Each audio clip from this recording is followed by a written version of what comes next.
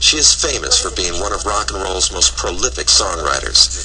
So you would think that working with another composer would not be a first priority. Well, that was until she met Sandy Stewart. I have file cabinets of words. You want to write a song? Let me tell you, I'll send a truck over tomorrow. There's enough words for you to wallpaper your entire birdhouse. So all I do is get out all my words, sit on the floor, play Sandy's music real loud, you know, and I just go, if anyone falls in love somewhere the twilight, you know, it's just poems. Actually, I had written this song about 3 years ago, and it was the first time I'd ever played a synthesizer, and it was the first thing that ever came out. It totally had changed my style. It was like the new thing. It had been packed away for a long time, and with Gordon, we were working on some demos for hoping to get an album with my band. And it was one of the demos that we were doing. I said, well, I have this track. I have no words. I have like a couple of lines. That's it. And they heard the music and said, well, let's go ahead and do it. So we recorded it. She still had writer's block. Yeah, I did. I tried for and I mean, this is like, this is an incredible song. It took such a turn. I mean, when I got the tape and I heard it, I went, whoa. I had to listen to it about 3 times before I went, wow. It went from whoa to wow. And I loved it, and I thought, well, God, this is great.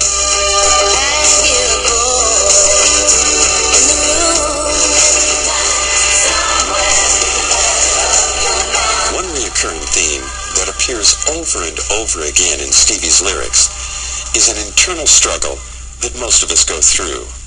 And that is, at what point and to what extent do people give up their freedom?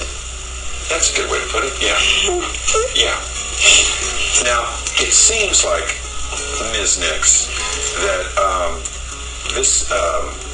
the lyrics in this album are talking about another person, you singing about someone else.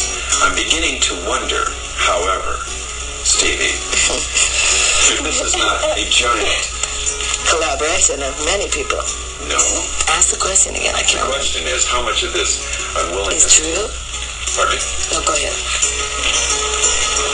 The question is, how much of this unwillingness that you are perpetrating on the American public as being a man's unwillingness to take a stand is actually Stevie's? Nice, isn't it? You're absolutely right. Probably it's all about my unwillingness to compromise.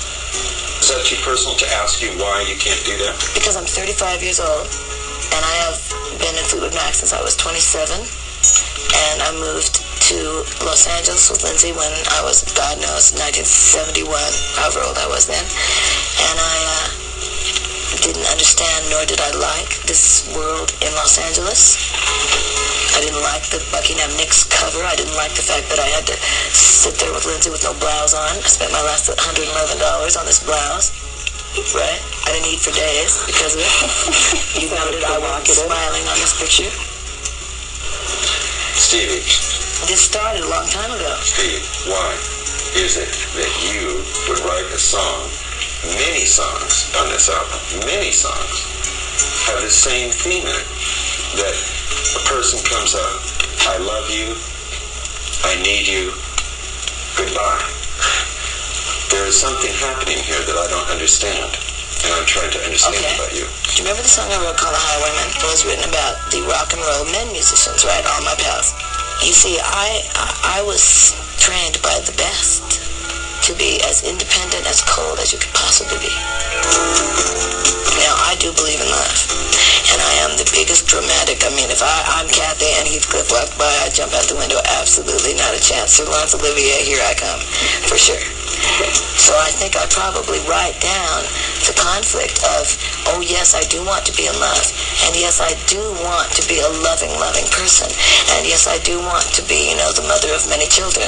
But at the same time, there is a part of me that says, but I'm also Lillian Hellman, and I want to write the great novel of all time, and I want to go on the beach with my silent typewriter, and I don't want anybody to bother me, because I want to enhance this planet. I came here for a reason. I didn't come here to be a mother. I didn't come here to be a nun, and I did not come here to be a cleaning lady. I came here to be a poet. Why does a poet who who is... Nobody likes poets, Jim. Wait a minute. Why does a poet who supposedly gets their inspiration from life and truth, would you buy that? Yes. People in the room buy that? Yes. Why is it, unless I'm misreading your lyrics now, and that's certainly a possibility, why is it that it is someone else in your song that is walking away and not you? Probably because I am in love with the people that I write songs for. My love is donated and dedicated completely to my audience. It's very difficult for me to give. You know, when I walk out on the stage, it's like that's when I'm really me. When I walk home and go back into my hotel room, I don't even want to talk about anything else. You know, in my heart,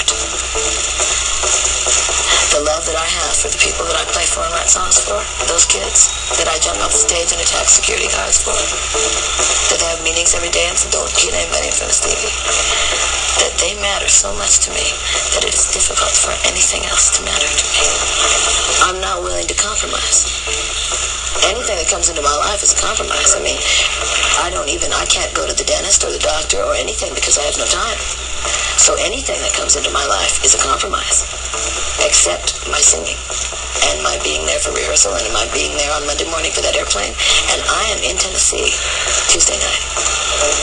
You know, that's that, Jim. That's it. Right. That's the end. And that's fine. And that's what I want. I want to go to Tennessee now. You know, I want to be with those people now. They almost had to take a hook to pull me off of the stage at the US Festival. You know, people say to me, there's never a look on your face like there is the look that is on your face when you're on that stage. Because that's where I belong. And I'm not near as good at home or at a party or on an airplane or anywhere else